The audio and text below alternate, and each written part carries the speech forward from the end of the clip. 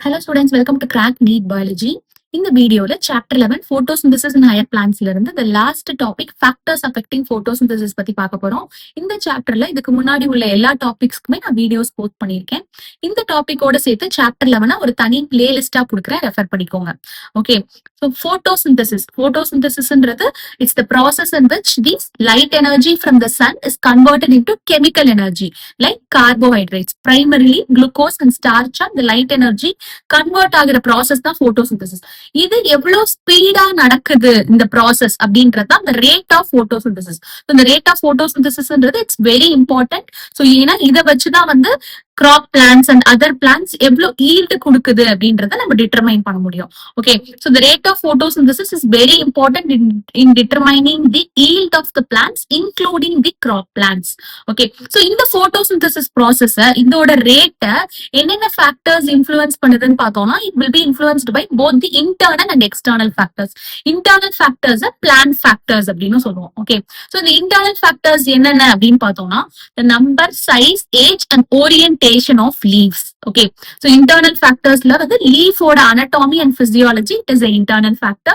And mesophyll cells, chloroplasts, internal carbon dioxide concentration, amount of chlorophyll, idella vandu plant factors, internal factors which affect the rate of photosynthesis. Okay, and the plant or internal factors vandu it is also dependent on the genetic predisposition and growth of the plants. So genetic predisposition the plant oda genetic makeup, the inherent and the DNA genetic makeup தான் வந்து genetic predisposition. அந்த பிளான்ட்டோட growth rate எவ்வளவு இருக்கும், அதோட yield எவ்வளவு இருக்கும், disease resistance எவ்வளவு இருக்கும் அப்படின்றதெல்லாம் வந்து ஆல்ரெடி அதோட genetic makeupல இருக்கும். ஸோ இந்த plant factors வந்து இதையும் depend பண்ணியிருக்கும் and also growth rate of the plant, growth of the plant-ஐயும் டிபெண்ட் பண்ணியிருக்கும்.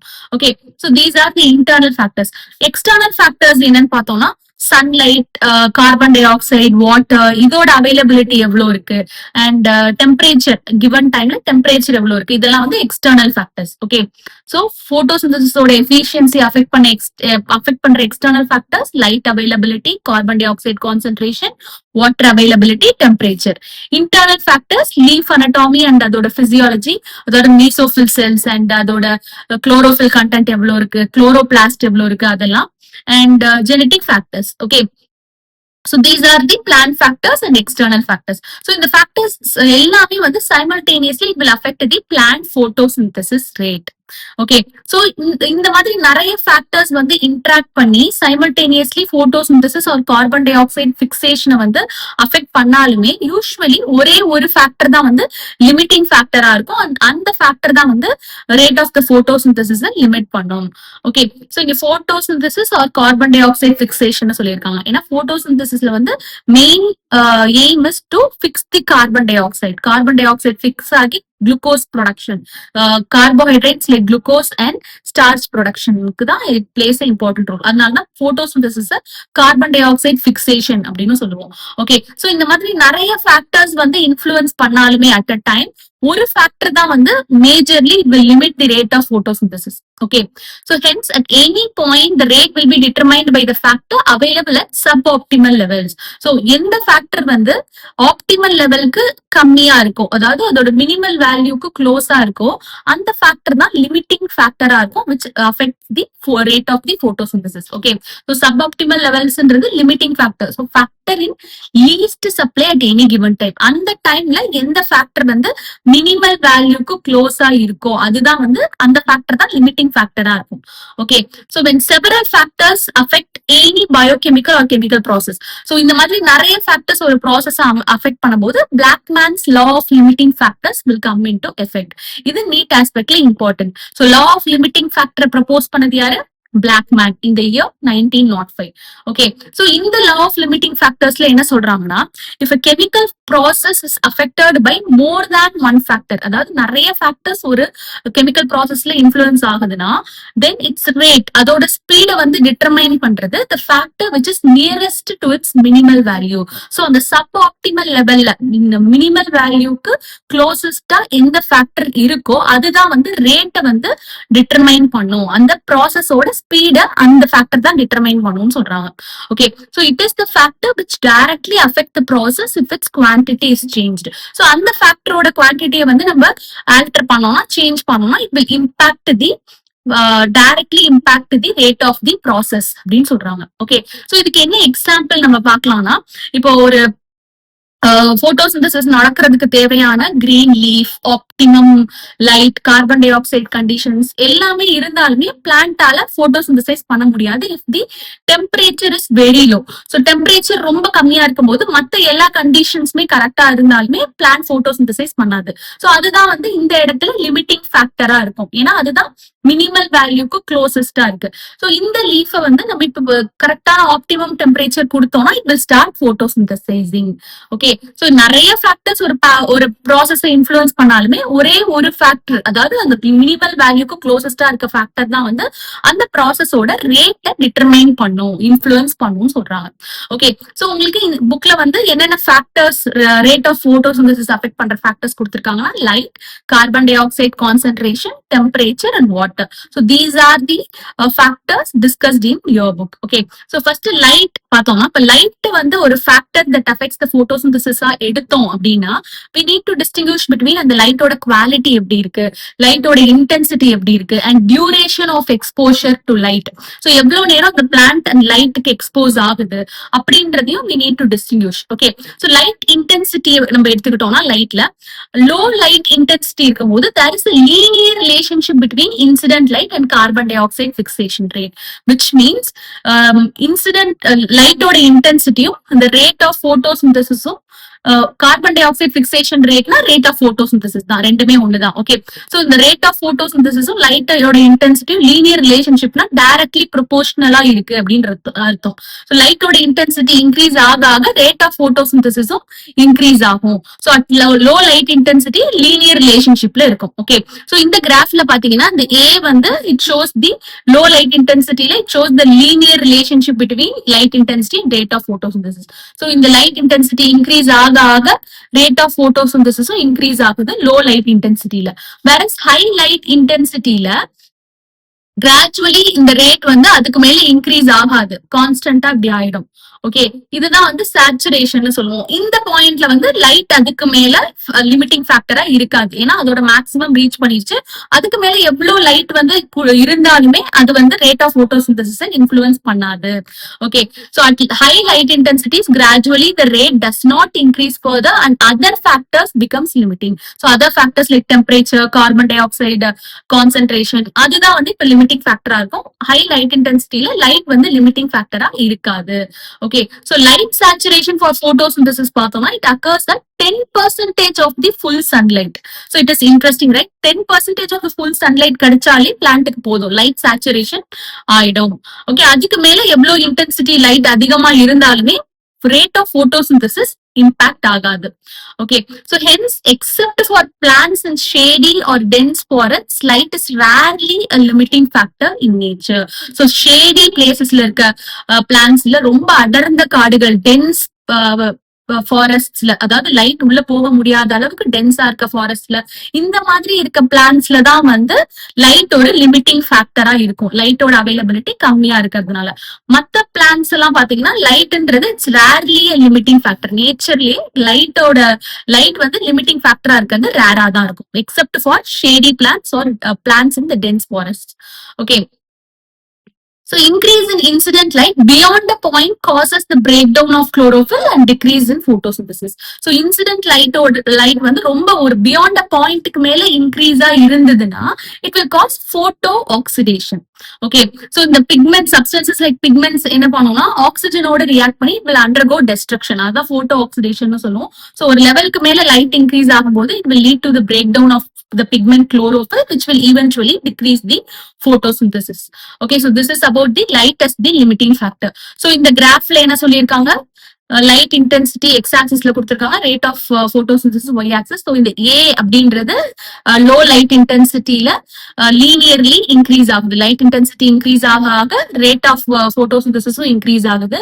அண்ட் பின்ற point the point at which the rate of photosynthesis reaches the maximum.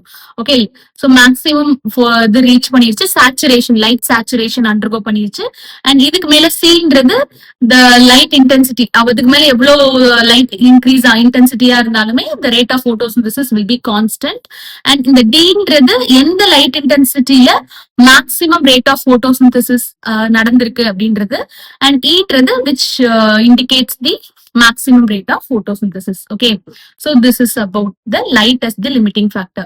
Then carbon dioxide concentration பார்த்தோம்னா, so carbon dioxide தான் it's a major limiting factor which influence the rate of photosynthesis. Okay, so atmospheric carbon dioxide concentration naturally very low தான் இருக்கும். That is between 0.03 and 1.04 அதுக்குள்ளதான் இருக்கும். Okay, so இப்போ carbon tie ஆக்சைடு கான்சென்ட்ரேஷனை up to 0.05% increase பண்ணோம்னா it can cause the increase in carbon di oxide fixation ரேட், rate rate of photosynthesis increase ஆகும். பட் பியாண்ட் 0.05% போச்சுன்னா the levels can become damaging over long period. So பிளான்ட்டை வந்து beyond 0.05% போடுறது பிளான்டைன் டேமேஜ் பண்ணும். Also it will have the impact like global warming. ஏன்னா carbon டை ஆக்சைடுன்றது it is the greenhouse gas. So அதோட லெவல் ஒரு ஆப்டிமம் லெவலுக்கு மேல போயிடுச்சுன்னா it will cause the global warming and climate சேஞ்சும் காஸ் பண்ணும். Okay, so this is important. Increase in எவ்வளவு கான்சென்ட்ரேஷன் வரைக்கும் இன்க்ரீஸ் பண்ணா carbon di oxide fixation rate அதிகமாகும்னா up to 0.05%. This is important. Okay, so the C3 and C4 plants respond differently to carbon dioxide concentration. So நம்ம முன்னாடி பார்த்திருக்கோம் C3 plants moderate ஆன டெம்பரேச்சர்ல இருக்கும், வேற C4 plantsன்றது dry and tropical regionsல இருக்கக்கூடிய plants. Okay, so இந்த ரெண்டு type of plantsமே it shows different response to carbon dioxide concentration.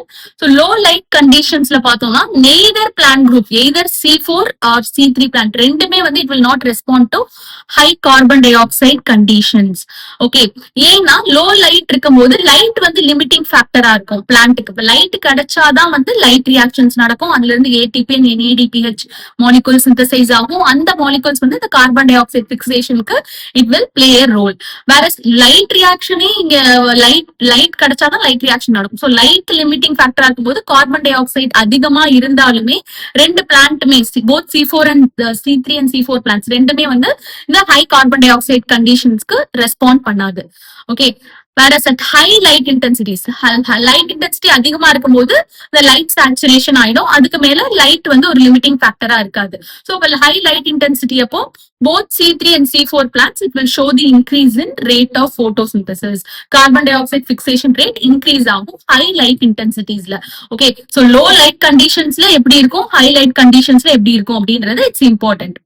Okay, so இதுல ஒரு இம்பார்ட்டன்டான பாயிண்ட் என்ன நோட் பண்ணணும்னா C4 plants show saturation about 360 microliter per liter. So 360 microliter per literன்றது 0.036%. Okay, so C4 plants வந்து 0.03% it shows the saturation. So அது அந்த பாயிண்ட்ல it will show the saturation. Whereas while C3 plants பாத்தீங்கன்னா increased concentration carbon dioxide concentration இருந்தாதான் it will reach the saturation. So அதோட saturation C3 plants ஓட saturation beyond 450 microliter per liter, அதாவது 0.045% மேல இருந்தாதான் the C3 plants it will reach the carbon dioxide concentration saturation. அப்பதான் வந்து saturation reach பண்ணும். So currently நம்ம CO2 levels atmosphereல availability வந்து கம்மியா தான் இருக்கு. அது வந்து சோ அது C3 பிளான்ட்ஸுக்கு மேக்ஸ் அந்த சேச்சுரேஷன் ரீச் பண்ற அளவுக்கு கார்பன் டை ஆக்சைடு கான்சென்ட்ரேஷன் இல்லைன்னு சொல்றாங்க. Thus current availability of CO2 levels is limiting to C3 plants. So இந்த பாயிண்ட் இட்ஸ் இம்பார்ட்டன்ட்.